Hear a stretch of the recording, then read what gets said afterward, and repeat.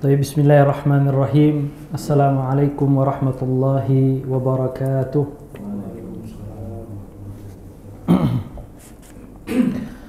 Innal hamdalillah nahmaduhu wa nasta'inuhu wa nastaghfiruh wa na'udzu billahi min shururi anfusina wa sayyiati a'malina.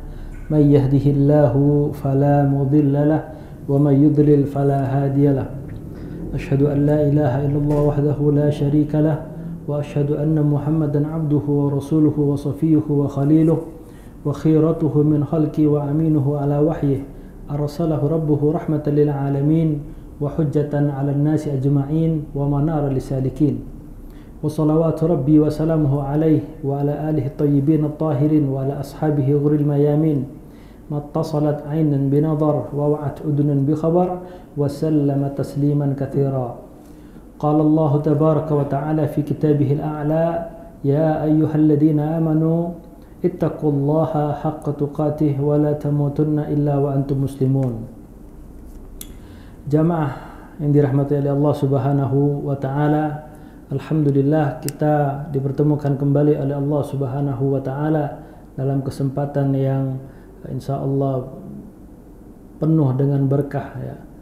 Karena kita menjalankan kehidupan kita, aktivitas kehidupan kita masih menyempatkan waktu untuk menuntut ilmu yang karena ilmu tersebut ya insyaallah kita akan diangkat derajatnya oleh Allah Subhanahu wa taala dan digolongkan kepada golongan yang dimudahkan oleh Allah jalan menuju surga, seperti sebuah hadis yang sangat masyhur yang sering kita ucapkan ya, man saraka tariqan yaltamisu fihi ilma, barang siapa yang menempuh sebuah jalan menuntut ilmu ya, sahalallahu bihi tariqan ilal jannah, maka Allah akan memudahkan jalannya menuju surga Allah Subhanahu wa taala. Kita masih membahas ya, kehidupan Rasulullah sallallahu alaihi wasallam, sudah sampai di topik pembahasan haji wada.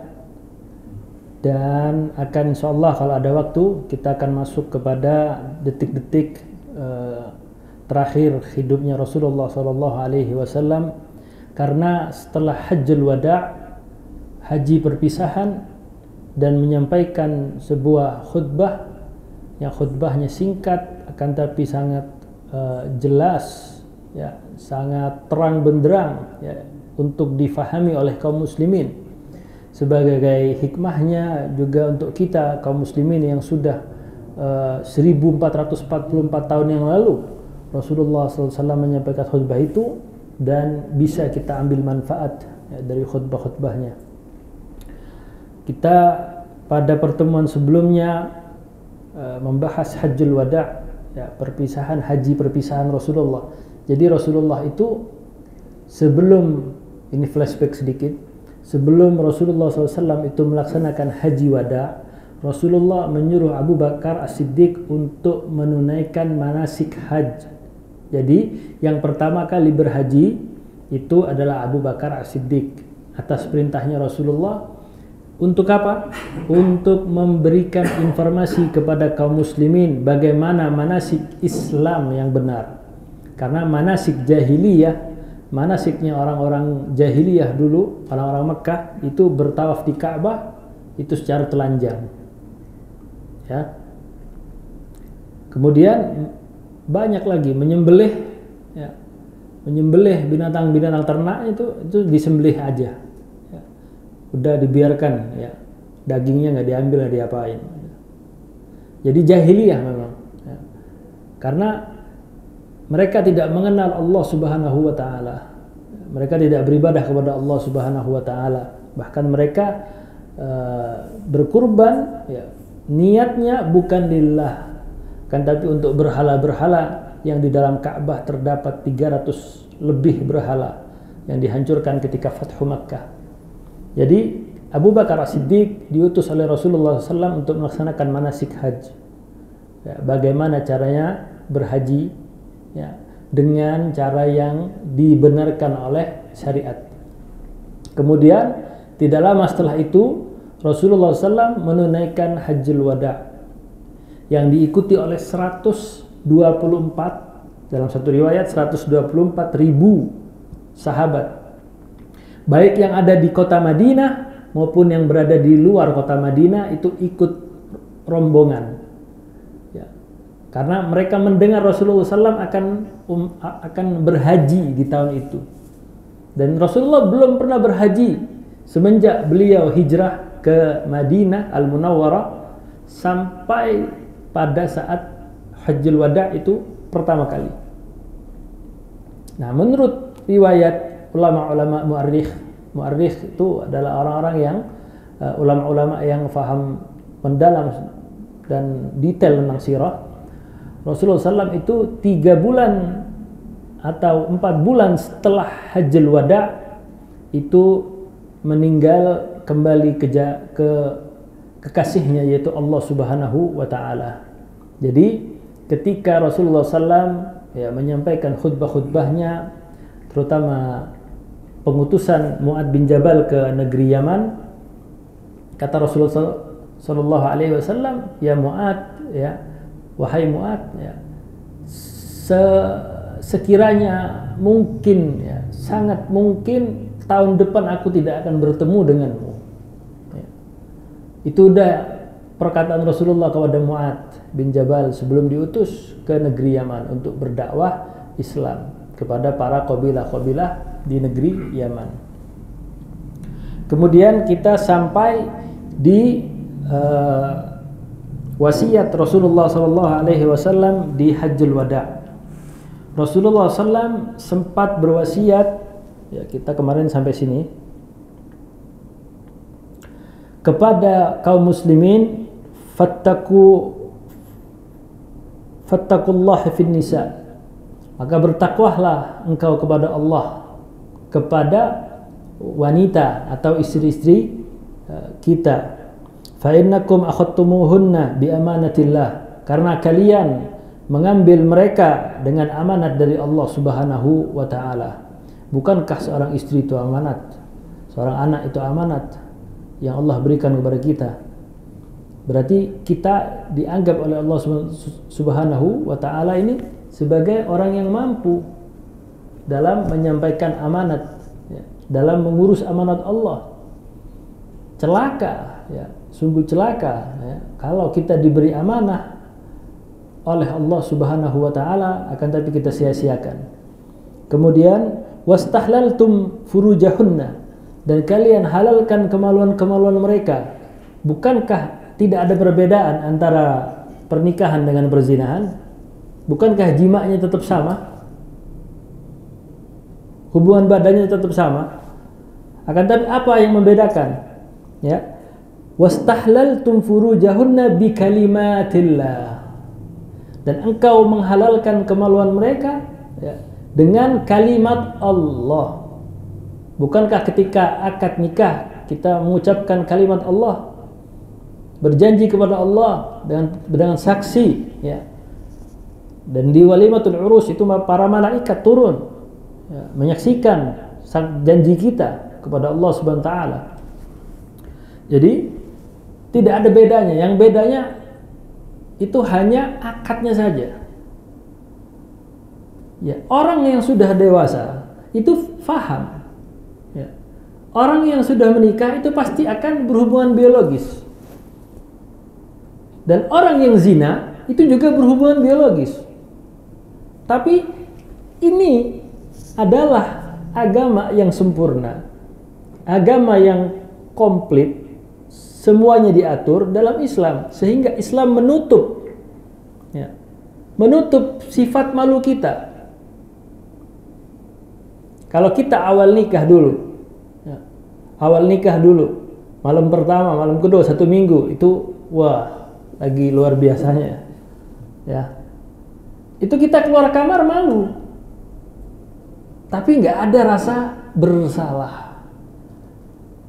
Semua orang di keluarga kita tahu kita sedang menikah, dan tujuan pernikahan itu menghasilkan keturunan. Ya, salah satunya dengan berhubungan biologis. Bedakan dengan orang yang zina. Keluar dari waliyadzubillah, keluar dari satu tempat lokalisasi, ketahuan sama orang-orang. Bukankah zina itu ngumpet-ngumpet? Mau ngapain ngumpet-ngumpet? Nah, tinggal akad selesai.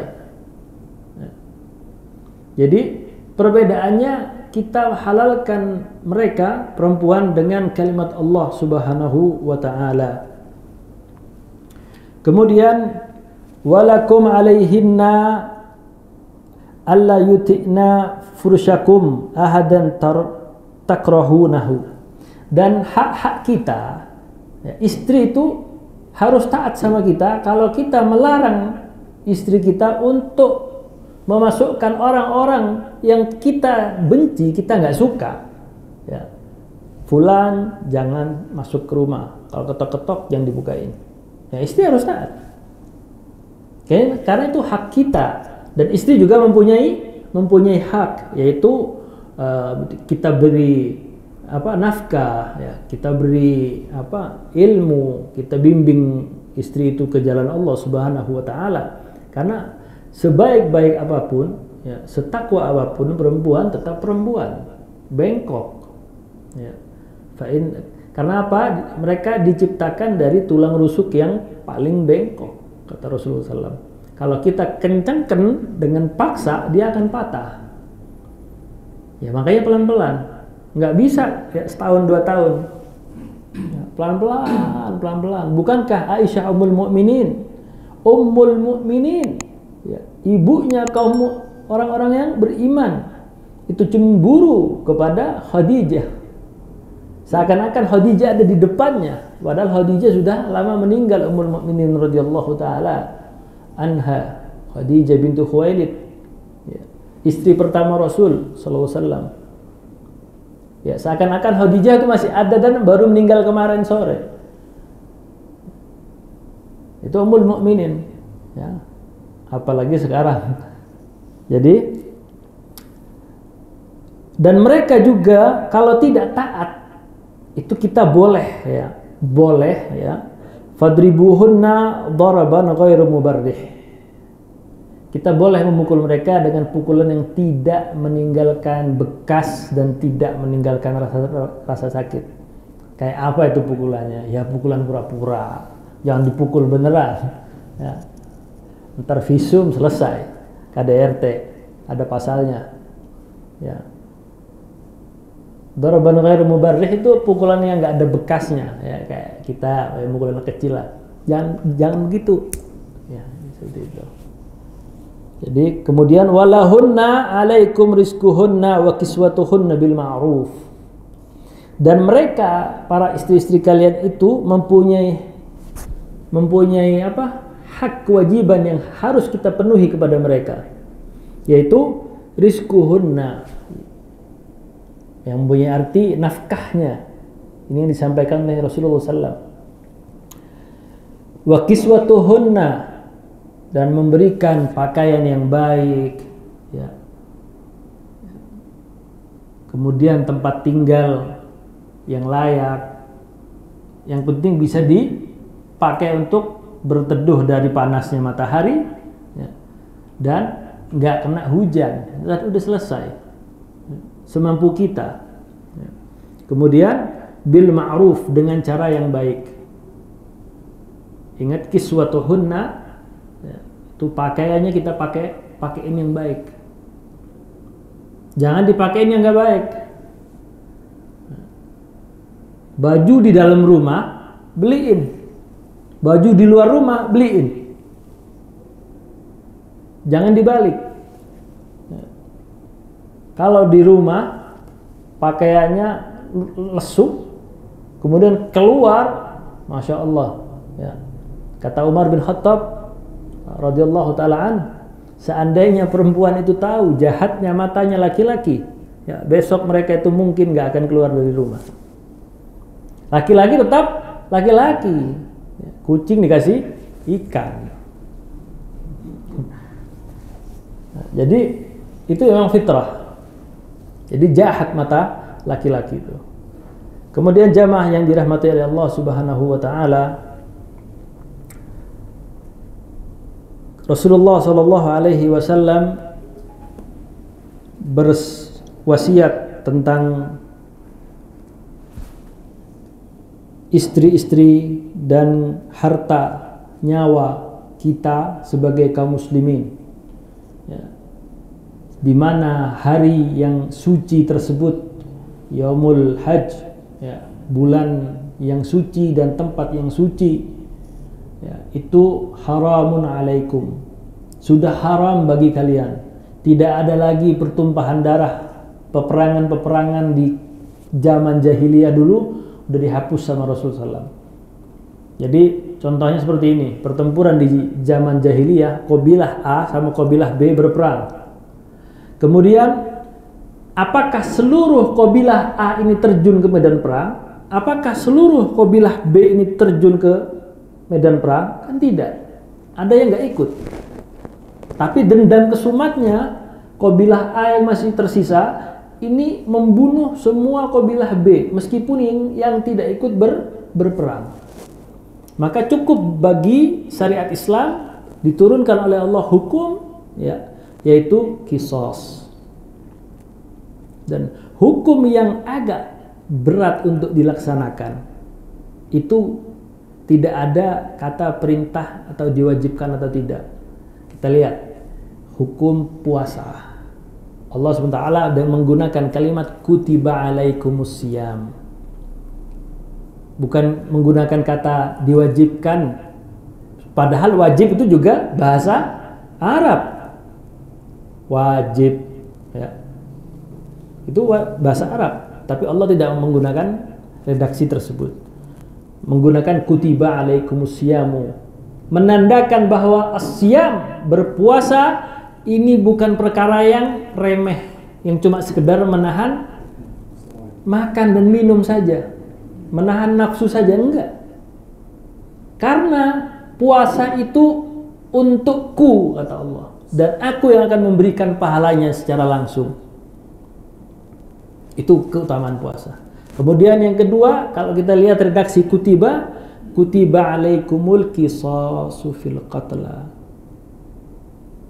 Kalau ada pembunuhan, maka kutiba, telah diwajibkan atas kalian itu qisas. Yang membunuh tanpa hak, yang tidak dibenarkan di agama Islam, maka ahli warisnya boleh menuntut qisas. Kalau di negara tersebut ditegakkan hukum qisas. Kalau keluarganya si terbunuh ini, korban, memaafkan dengan syarat membayar uang diat, uang denda, dan pelakunya atau keluarga pelakunya, ya, memenuhi sekian miliar, sekian ini, pokoknya dengan minimal persyaratan tertentu dan bisa terpenuhi, maka dibatalkan qisas tersebut. Apabila memaafkan, itu jauh lebih baik dan lebih mulia di sisi Allah. Tapi berat, ya, lebih berat kalau ada keluarga kita terbunuh tanpa hak, ya, yang dihalalkan untuk membunuh, tapi kita membunuh, maka haram bagi kita untuk jangan termasuk surga. Mencium bau surga itu kita tidak akan bisa, apalagi masuk, ya, mencium saja tidak bisa. Ini menandakan bahwa surga itu harum, ya, wanginya yang luar biasa. Kemudian jamaah yang dirahmati oleh Allah Subhanahu wa taala, Rasulullah sallallahu alaihi wasallam berwasiat juga kepada sahabat yang ikut berhaji 124.000 sampai ada yang menyebutkan 144.000 sahabat yang ikut berhaji di Hajjul Wada. Rasulullah bersabda, waqad taraktu fikum, dan aku telah meninggalkan kepada kalian ma lan tadillu, dan apa sesuatu hal yang tidak akan menyesatkan kalian, yaitu kitabullah wa sunnah, kitabullah dan sunnahku, kata Rasulullah sallallahu alaihi wasallam. Kalau kita masih berpegang teguh terhadap ajaran Islam, tentu saja dalam memahami Al-Quran, dalam memahami As-Sunnah, itu dengan pemahaman para ulama, ya, bukan pemahaman kita paksakan kepada orang lain, ya. Ulama itu lebih faham daripada kita. Kita ini hanya orang awam, ya. Kita ini hanya orang yang ikut-ikut saja fatwanya para ulama.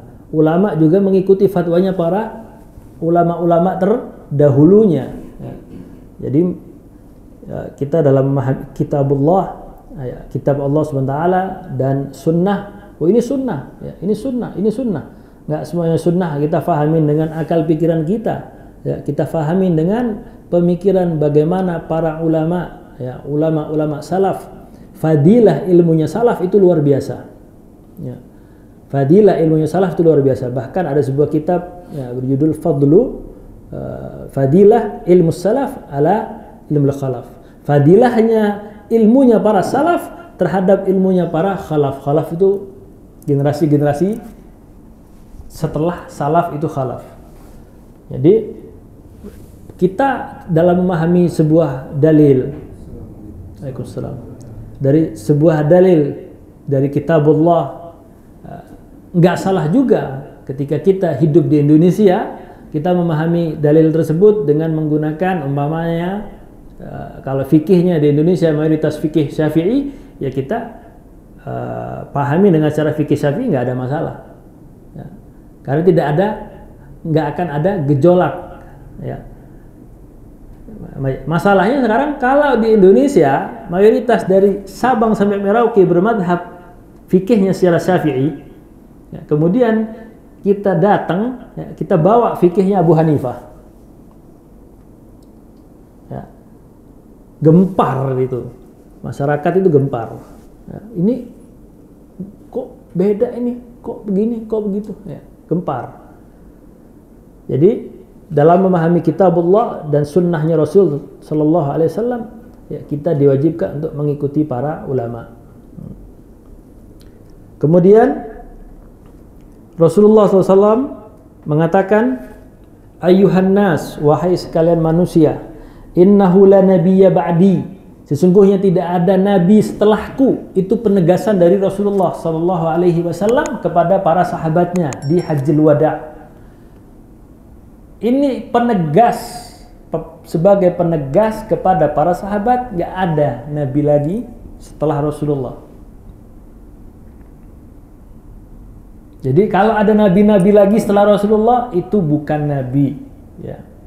Itu adalah orang-orang bodoh, orang-orang idiot yang mengaku dirinya sebagai nabi, siapapun dia, ya. Karena khataman nabiyyin, penutup para nabi itu adalah Nabi Muhammad sallallahu alaihi wasallam. Wala ummatu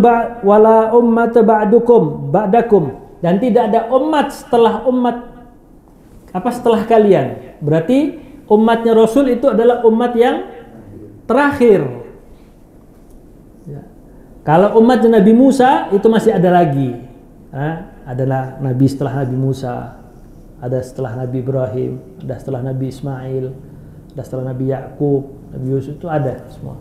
Tapi ketika Rasulullah menyampaikan seperti itu, tidak ada umat setelah kalian. Jadi umat terakhir adalah umatnya Rasulullah SAW, setelah itu kiamat. Kemudian Rasulullah SAW menyuruh para sahabat, alla fa'budu rabbakum, ya, sembahlah, beribadahlah kalian kepada Tuhan kalian, yaitu Allah Subhanahu wa taala. Wasallu khamsakum, dan kalian salatlah, ya, yang 5 waktu. Wasumu syahrakum, dan berpuasalah kalian di bulan puasa kalian, yaitu bulan Ramadan. Dan tunaikan zakat dari harta-harta kalian. Kemudian bersihkan hati-hati kalian dengan ibadah-ibadah itu. Jadi ibadah-ibadah itu ketika kita lakukan dengan benar dan dengan jalan yang hak, itu pasti akan membersihkan hati kita. Contoh, kalau kita beribadah sama Allah Subhanahu wa taala dengan ikhlas, tenang. Bukankah hati kita jadi tenang? Obatnya hati ini cuma satu. Ya, obatnya hati cuma satu. Ala bidzikrillahi tatmainnal qulub. Bukankah dengan menyebut ya, zikrillah, zikir kepada Allah menjadi sebab hati kita ini akan tenang. Jadi kalau ada ibadah yang membuat kita ini nggak tenang, kita sholat buru-buru, kita puasa kapan buka, habis buka kapan sahur, habis sahur kapan buka, begitu terus, sholat buru-buru, ya, sholat sunnahnya, ba'diyah, qabliyahnya, tidak ada kelezatan, nah itu berarti ada yang salah. Nah, kalau kita berjalan di atas jalan Allah, kita tunaikan sholat itu dengan hak, maka hati kita akan dibersihkan oleh Allah SWT. Kemudian kalau kita berpuasa, bukankah puasa itu kalau kita jalanin karena Allah, kita menjauhi hal-hal yang sebelumnya halal jadi haram sementara karena Allah akan angkat kita derajatnya sebagai orang-orang yang bertakwa. Itu kalau puasanya ikhlas. Jadi ketika kita sholat karena Allah, kita berpuasa karena Allah, kita mengeluarkan zakat, ini yang berat. Mengeluarkan zakat itu juga membersihkan hati kita dari kotoran-kotoran dosa. Karena zakat itu penyuci ya, dari harta-harta yang telah kita dapatkan. Kalau sudah masuk nisabnya, ya. Kalau belum masuk nisab dan belum haul setahun, yaitu tidak wajib berzakat. Kemudian jamaah yang dirahmati oleh Allah Subhanahu wa taala, wa tahujjunal baita rabbakum, dan kalian berhaji ya, di Baitullahil Haram, wa ati'u aulati amrikum, dan kalian mentaati ya pemerintah kalian, ya, tadkhuluna jannata rabbikum, kalian akan masuk surganya Allah Subhanahu wa taala. Tentu saja ketika kita taat kepada pemerintah itu taat yang baik, karena la ta'ata fi makhlukin, tidak ada ketaatan di dalam makhluknya Allah SWT ya, kecuali yang benar. Kalau salah kita katakan salah, yang benar kita katakan benar dengan cara yang baik.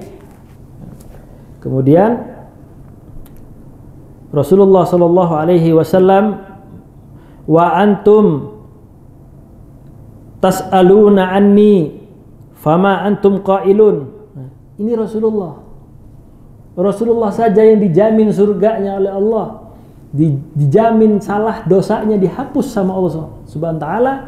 Wa antum tas'aluna anni, dan kalian ini akan ditanya oleh Allah Subhanahu wa taala tentang saya.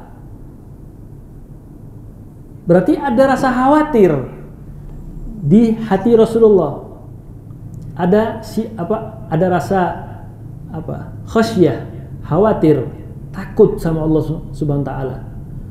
Wa antum tas'aluna anni fama antum qailun, dan apa yang akan kalian katakan nanti? Sahabat mengatakan, nashhadu, kami bersaksi, annaka qad balaghat, kami bersaksi ya Rasulullah bahwasanya engkau telah menyampaikannya semua. Jadi setelah itu turunlah ayat ya, di mana ayat tersebut membuat air mata Umar ibn Khattab radhiyallahu ta'ala an itu meneteskan air mata secara langsung ketika mendengar firman Allah Subhanahu wa taala tersebut. Setelah beberapa waktu Ya, jadi setelah Rasulullah menyampaikan khutbah hajjul wada, Rasulullah menerima wahyu firman Allah Subhanahu wa taala. Al-Maidah ayat ketiga, Allah berfirman, "Al-yauma akmaltu lakum dinakum wa atmamtu 'alaikum ni'mati wa raditu lakumul islama dina." Allah Subhanahu wa taala mengatakan, pada hari ini telah aku sempurnakan untukmu agamamu dan telah kucukupkan kepadamu nikmatku. Berarti nggak ada nikmat yang lain, udah selesai. Dan telah kuridhai Islam sebagai agama bagimu. Umar radhiyallahu taala menangis ketika mendengar ayat ini,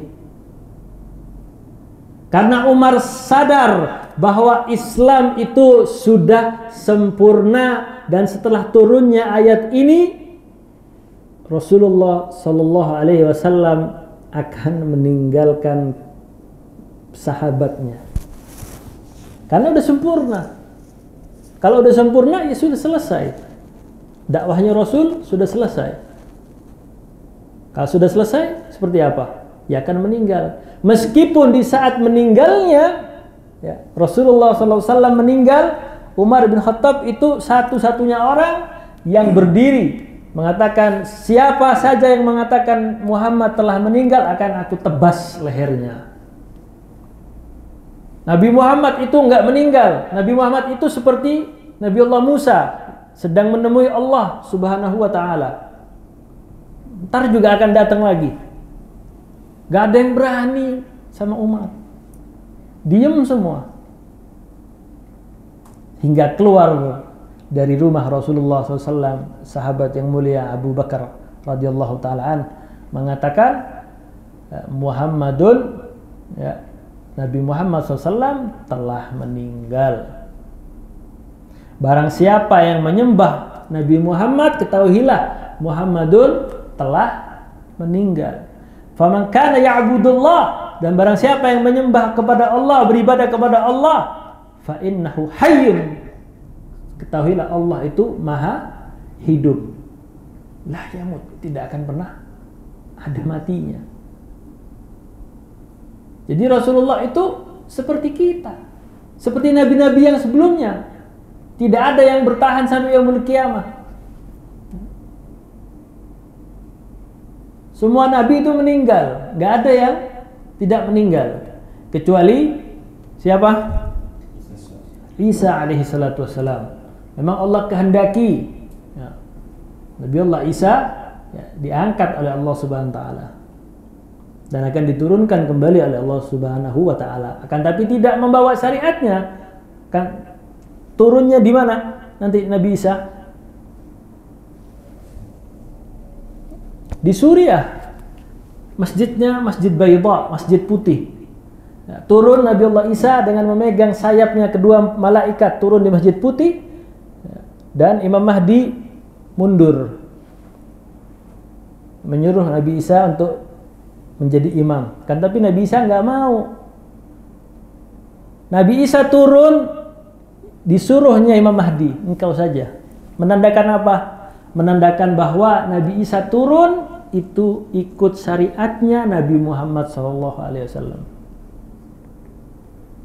Dan Imam Mahdi ya, itu adalah keturunan dari Rasulullah SAW ya, dari jalur Hasan bin Ali bin Abi Thalib radhiyallahu ta'ala. Ya. Ya, bedanya Imam Mahdi kita dengan Imam Mahdinya Syiah, kalau Syiah Imam Mahdinya sempat hidup di usia remaja, masuk ke dalam gua, kemudian nggak keluar lagi. Nanti keluarnya pas mau kiamat dengan membawa mushaf yang bernama Mushaf Fatimah, ya, yang tebalnya mungkin berkali-kali lipat ya, dibanding Quran kita. Ya. Karena orang Syiah Rafidhah itu menuduh ya, sahabat itu ada yang menghapus atau menghilangkan ayat-ayat tentang keimaman Imam Ali, kata mereka. Nggak ada sahabat yang berani melakukan hal tersebut. Ada buktinya itu, Utsman bin Affan membakar. Iya, Utsman bin Affan memang membakar. Karena di zaman Utsman bin Affan radhiyallahu taala an, itu banyak. Jadi Allah Subhanahu wa taala itu menurunkan Al-Qur'an ala sab'ati ahruf. Allah turunkan Al-Qur'an ala sab'ati ahruf dengan 7 gaya bahasa. Dulu kita taunya baca surat Ad-Duha ya Wad-Duha, benar? Sekarang kita ada dengar bahasa qiraah sab'ah. Bacaan sab'ah 7. Berbeda bacaannya. Semuanya dibaca imalah. Ya. Wad-duhi wal-laili idza saje. Di bacaan kita yang imalah hanya satu. Majreha hanya satu. Dalam 30 juz 114 surat itu hanya satu bacaan imalah. Majreha, dibacanya majreha, hanya satu. Tapi kenapa Allah turunkan Al-Quran ala sabati ahruf? Untuk menggampangkan para qabilah Arab ya, dalam membaca sesuai logat mereka, sesuai intonasi gaya bahasa mereka. Di zaman Utsman bin Affan ya, itu ditulis ulang ya. Penulisan itu terjadi di zaman penulisan Al-Quran pertama kali. Di zaman Khalifah siapa?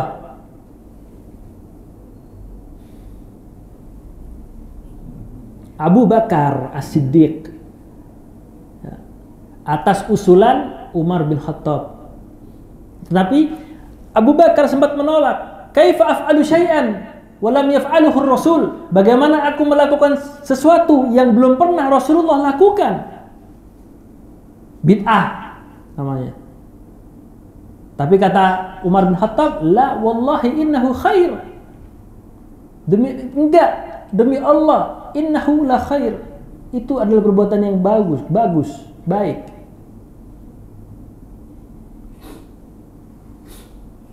Rasulullah tidak memerintahkan kepada para sahabat untuk menuliskan Al-Quran menjadi satu, untuk menertibkan Al-Quran. Di mana wahyu yang pertama kali turun surat apa? Al-Alaq 1-5. Kenapa Al-Alaq ada di juz 30? Harusnya di depan dong. Kenapa Al-Maidah ayat 3 surat yang terakhir turun, al-yauma akmaltu lakum dinakum wa atmamtu alaikum ni'mati. Ini dimasukkan di dalam surat Al-Maidah yang masih awal-awal. Nah, itu semua ada di dalam ilmu ulumul Quran. Di pelajaran tersebut kita akan faham nanti. Karena itu ijtihadnya para sahabat. Ini surat masuk ke surat ini surat masuk ke surat ini. Nggak main-main mereka, nggak asal naruh aja. Nah, di zaman Abu Bakar ditulislah Al-Quran jadi satu kitab. Akan tapi belum tersusun seperti sekarang. Al-Fatihah di depan, setelah Al-Fatihah Al-Baqarah, terus belum seperti sekarang. Ya, seperti alamah huwa, seperti yang diturunkan oleh Allah ya ditulis di situ. Sampai Abu Bakar meminta kepada Umar mushaf yang dipegang oleh Hafsah Ummul Mukminin radhiyallahu taala anha ya, untuk ditulis. Ya, itu sunnah. Setelah itu ya terkumpul, tetap qiraahnya, bacaannya berbeda-beda. Ada yang bacaannya ikut Ibnu Mas'ud, ada yang ikut sahabat fulan, ada yang ikut fulan. Qurra, ahlul qurra semua, ahlul qiraah semua, ya, ahlul Quran semua. Semuanya beda. Utsman melihat ini kalau dibiarkan akan menjadi kekurangan dan perpecahan di dalam Islam. Maka Utsman memerintahkan pada saat zaman pemerintahan Utsman, kemarikan semua itu kitab-kitab itu, ya, yang ala sabati ahruf tadi, ya. Karena satu sahabat dengan sahabat yang lain saling berbangga, saya enggak, qiraah saya ini yang paling sahih, qiraah saya yang paling sahih kan. Tapi Utsman, ya, dengan sikap wara, kehati-hatian, kemudian di sini kita sampaikan bahwa Utsman bin Affan adalah salah satu sahabat Rasulullah SAW dan pemilik 2 anak dari Rasulullah SAW. Ya. Utsman itu kenapa dijuluki Dzunnurain, yang memiliki 2 cahaya? Karena apa? 2 putri Rasulullah SAW dinikahi oleh Utsman bin Affan. Siapa namanya? Namanya putri Rasul, dua anak Nabi yang dinikahin sama Utsman, Ruqayyah dan Ummu Kulsum. Ya, itu dinikahi oleh Utsman bin Affan. Jadi setelah itu Utsman bin Affan mengatakan, kumpulkan semua kitab-kitab itu. Ya, dikumpulkan, ya. Faktub fal'an, sekarang faktubu bilisanil Quraisy. Tulislah dengan gaya bahasanya Quraisy. Kenapa? Li'annahu, karena dia, maksudnya Rasulullah SAW, itu orang Quraisy. Faktub bilisanil Quraisy. Maka sejak itu sampai sekarang kita mengenal rasm atau mushaf kita disebut mushaf Utsman. Nah, jadilah Al-Fatihah di depan, Al-Baqarah, terakhir surat An-Nas. Ya. Sebelumnya itu ya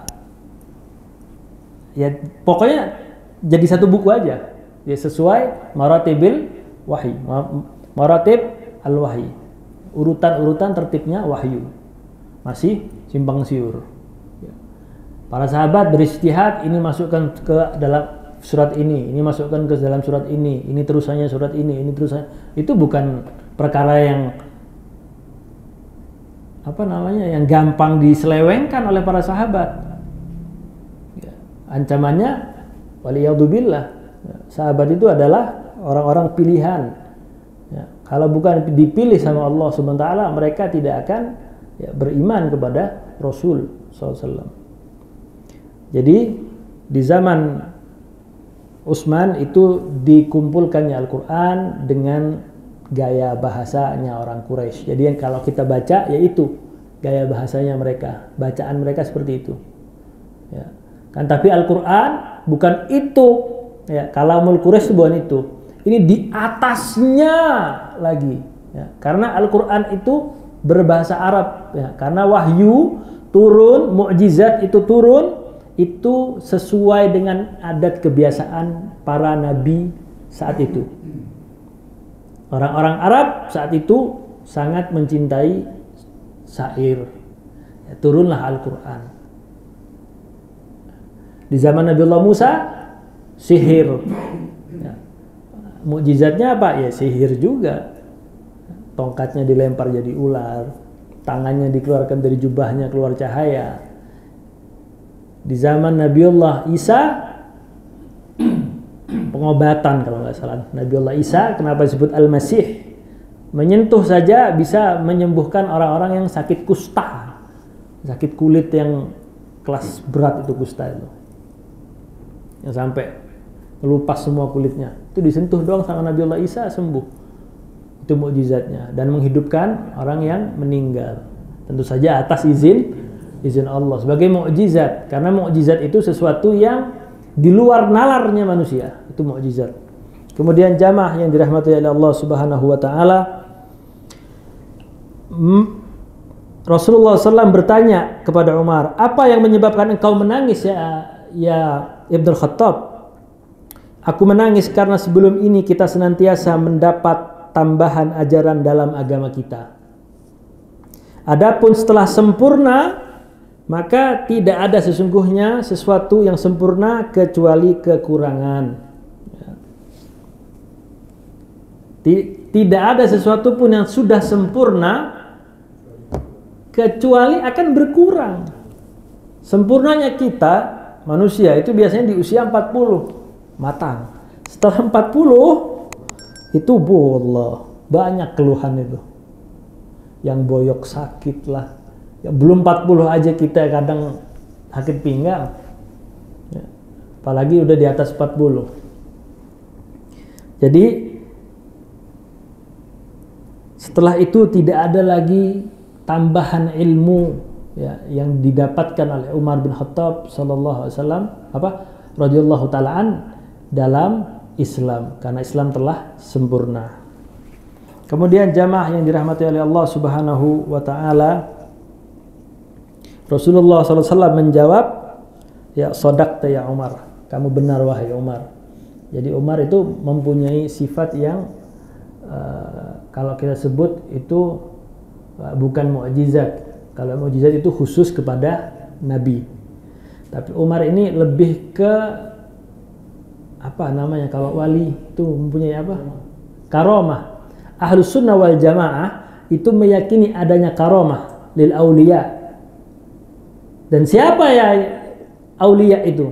Ya, tentu saja orang-orang yang taat dan takwa kepada Allah SWT. Kita nggak tahu siapa. Dan kita nggak tahu bagaimana karomahnya. Tapi Umar bin Khattab telah tercatat di dalam sejarah ya, pada masa pemerintahan Umar, ya, sahabat berperang di Persia, Umar berada di Madinah, duduk di masjid sambil melihat tongkatnya dan memukulkan tongkatnya ke tanah.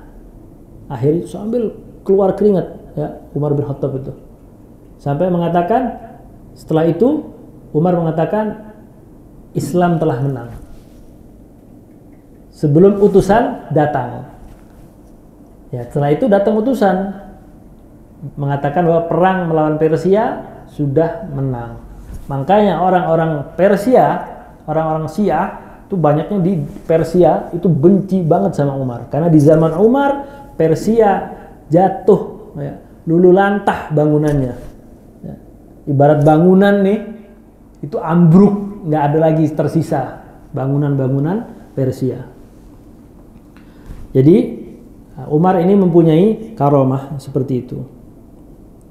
Setelah itu Rasulullah Sallallahu Alaihi Wasallam kembali ke Madinah Al-Munawwarah bersama rombongan sahabat yang berasal dari Madinah dan sekitar Madinah. Ya.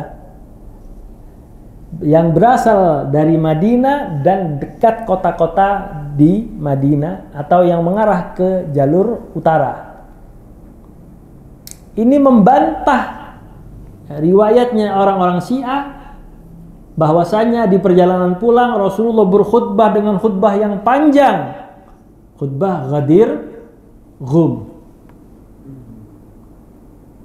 yang Rasulullah mengatakan man kuntu maulahu fa aliyun maulah, barang siapa yang mencintaiku maka Ali harus menjadi orang yang ia cintai. Itu kata versinya mereka. Memang hadisnya sahih, akan tapi menurut kita itu kejadian Ali bin Abi Thalib diutus oleh Rasulullah ke negeri Yaman, ya, dapat jizyah. Ali ingin jizyah itu dibagi setelah di depan Rasul. Akan tapi para sahabat yang lain menginginkan jizyah itu dibagikan langsung.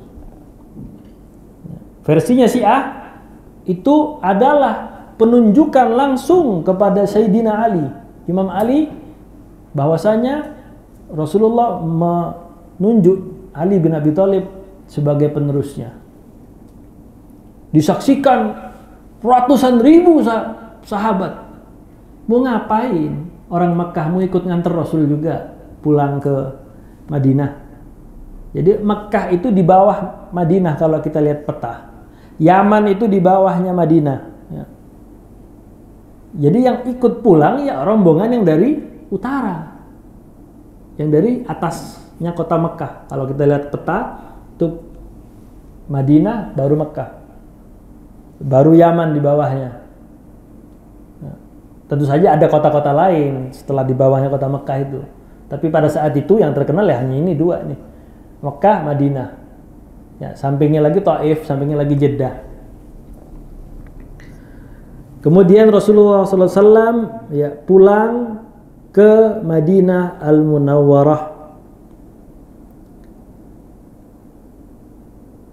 Ya, sampai Rasulullah SAW menyampaikan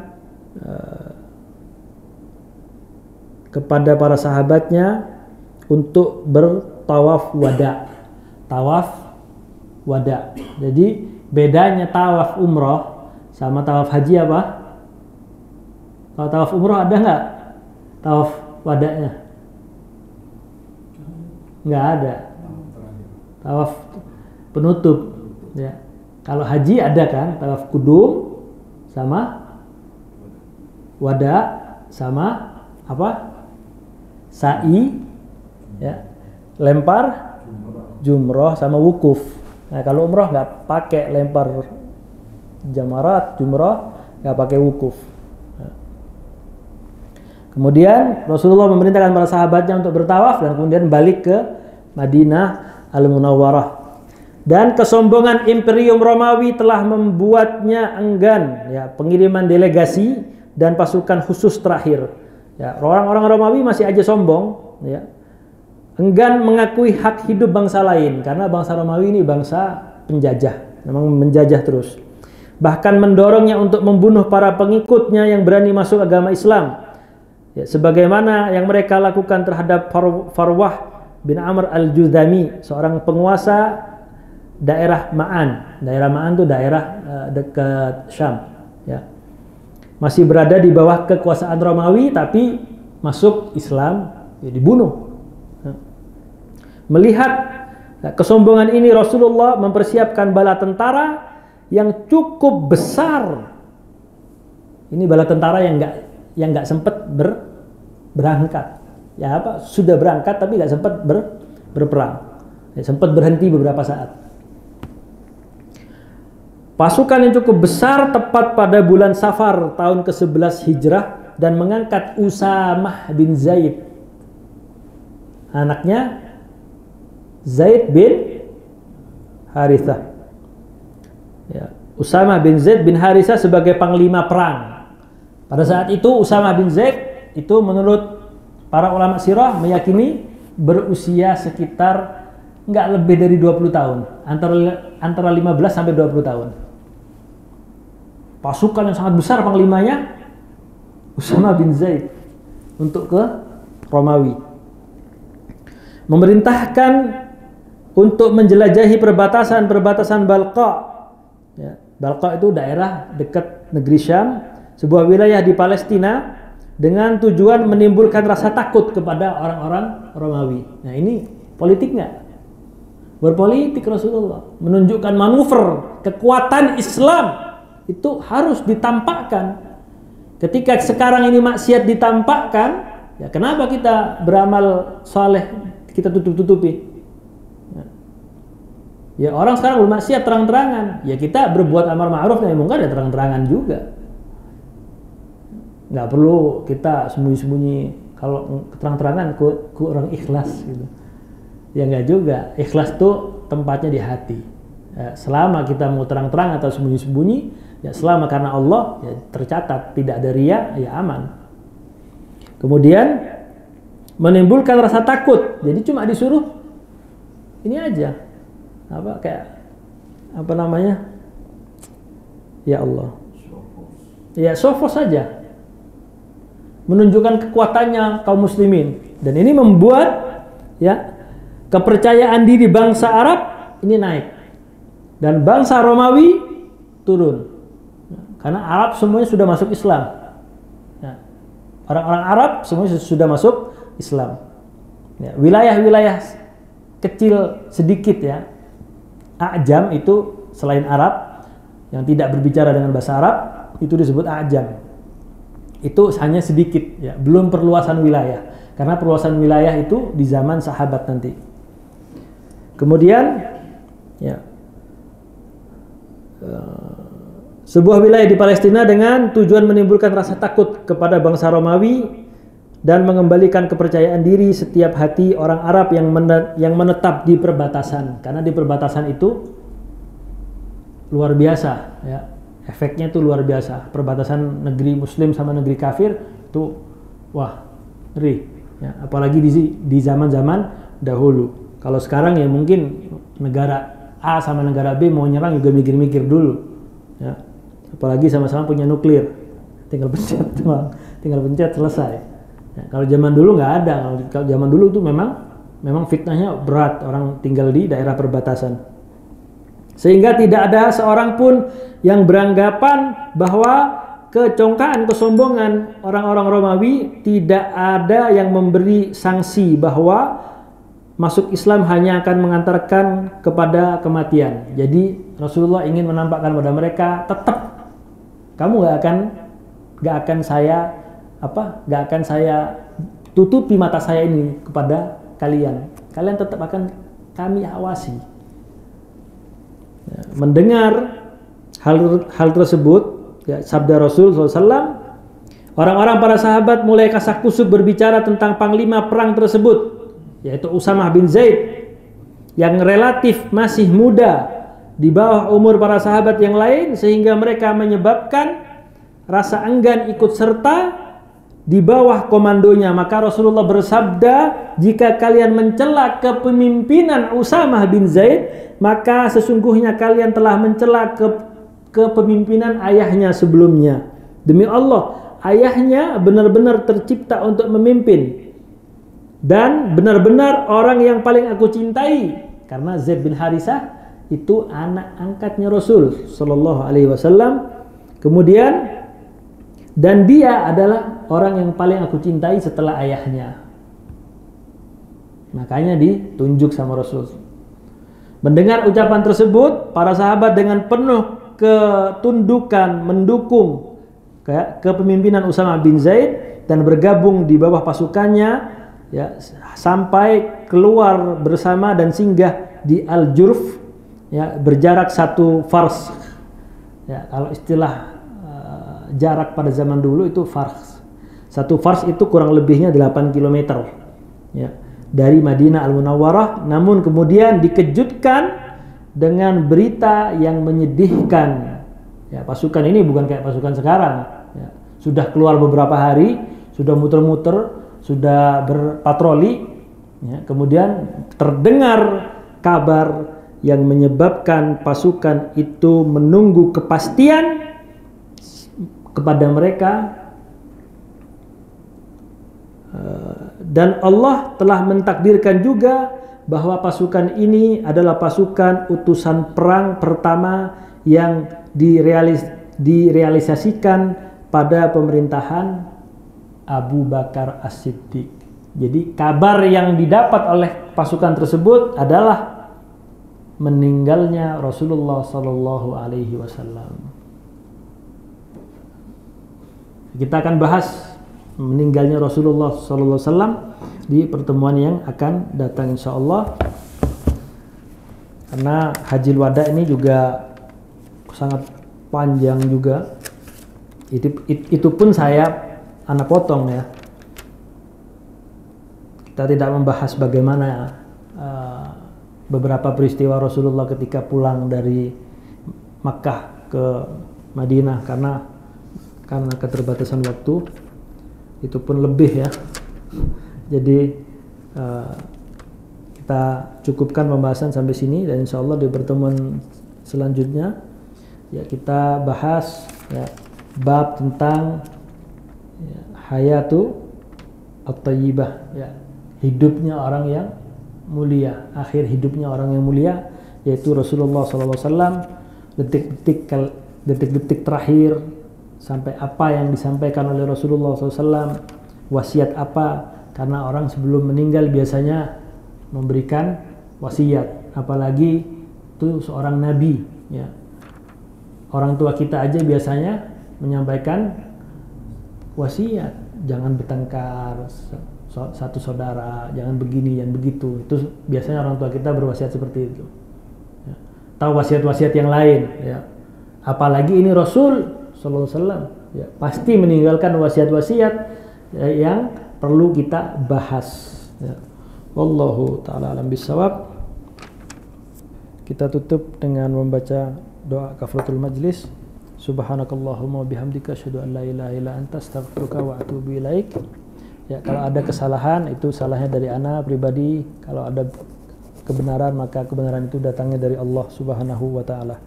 Wallahu taala alam bisawab. Assalamualaikum warahmatullahi wabarakatuh.